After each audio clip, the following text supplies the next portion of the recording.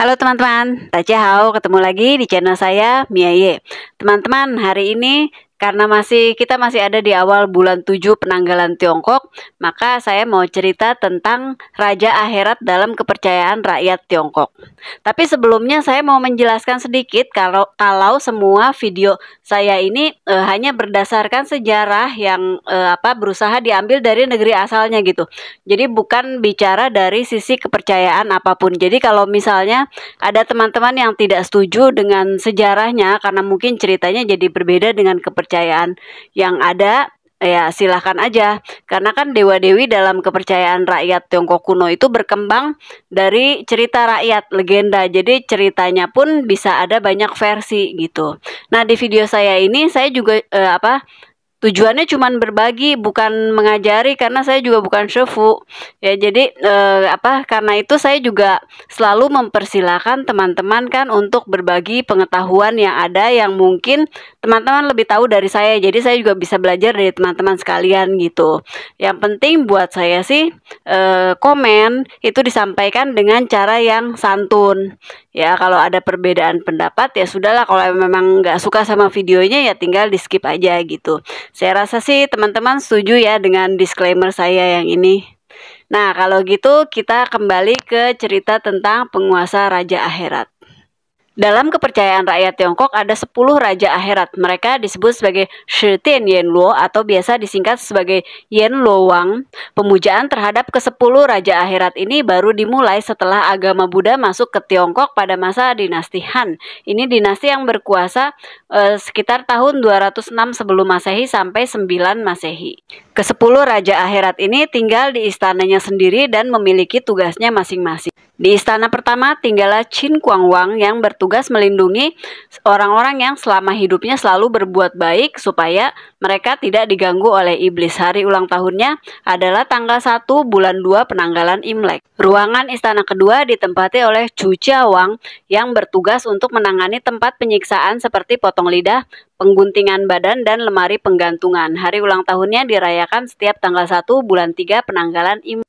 Di ruang istana ketiga ada Song Tiwang yang bertugas menangani tempat penyiksaan seperti kaca refleksi dosa dan tempat hukuman berupa penggorengan dengan minyak yang mendidih. Hari ulang tahunnya dirayakan setiap tanggal 8 bulan 2 penanggalan Imlek. Di ruang istana keempat ada Wu Quan Wang yang tugasnya menangani tempat penyiksaan seperti tiang tembaga, bukit pedang, dan penjara es. Hari ulang tahunnya dirayakan setiap tanggal 18 bulan 2 Imlek.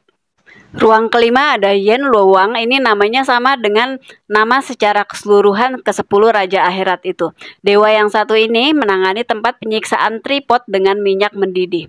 Hari ulang tahunnya dirayakan setiap tanggal 8 bulan 1 Imlek.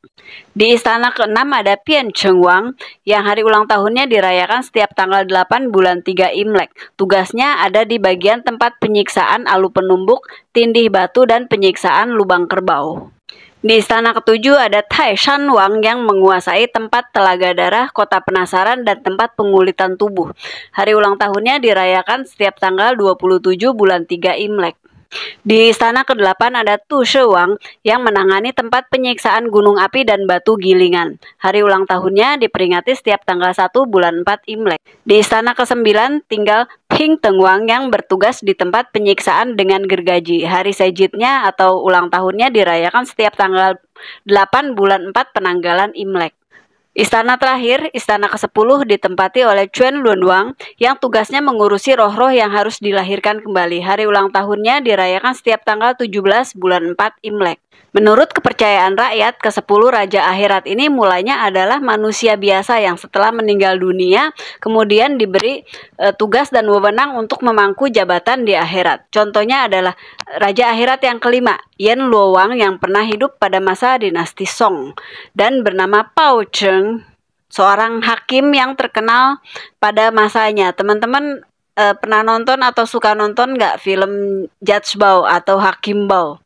Nah, itu adalah yang kemudian yang setelah meninggal dunia itu memangku jabatan sebagai Raja Akherat yang nomor 5. Tapi mungkin teman-teman udah lebih tahu daripada saya ya. Nah, ada satu lagi tokoh yang berhubungan dengan ke-10 penguasa akhirat ini. Beliau adalah Meng Po Chun Shen Mengpo adalah seorang dewi yang bertugas di Nai Heciao. Ini jembatan yang menjadi batas antara akhirat dengan dunia. Menurut legenda, Mengpo lahir pada masa dinasti Han Barat, yaitu dinasti yang berkuasa sekitar tahun 206 sebelum Masehi sampai 220 Masehi.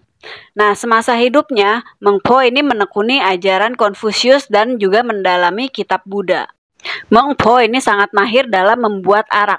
Jadi arwah yang hendak melewati jembatan Naihe tadi harus meminum arak yang dibuat oleh Mengpo untuk melupakan budi dan dendam pada masa hidupnya di dunia dan memulai lembaran baru di kehidupannya dan alamnya yang baru itu. Ramuan arak tersebut memiliki 5 rasa, yaitu manis, asam, asin, pahit, dan pedas.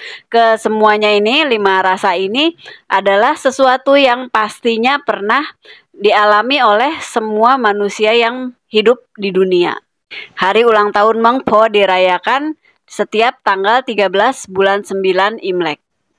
Nah, begitu deh videonya. Gimana menurut teman-teman video hari ini? Ada nggak yang kurang yang perlu ditambahkan dari apa yang saya ceritakan ini? Silakan berkomentar di kolom komentar di bawah ini. Terus saya juga nggak pakai istilah-istilah dalam bahasa Hokkien karena memang jujur aja saya nggak bisa bahasa Hokkien daripada salah. Jadi lebih baik saya menyebutkannya dalam dialek Mandarin yang lebih umum. Tapi kalau ada teman-teman yang bersedia mentranslate dari Mandarin ke Hokkien, saya persilahkan dituliskan di kolom komentar. Kalau begitu, sekian dulu video saya. Sampai ketemu lagi di video berikutnya. Terima kasih untuk teman-teman yang sudah selalu mendukung channel ini. Sampai ketemu, bye-bye. Xie xie dajia, zaijian.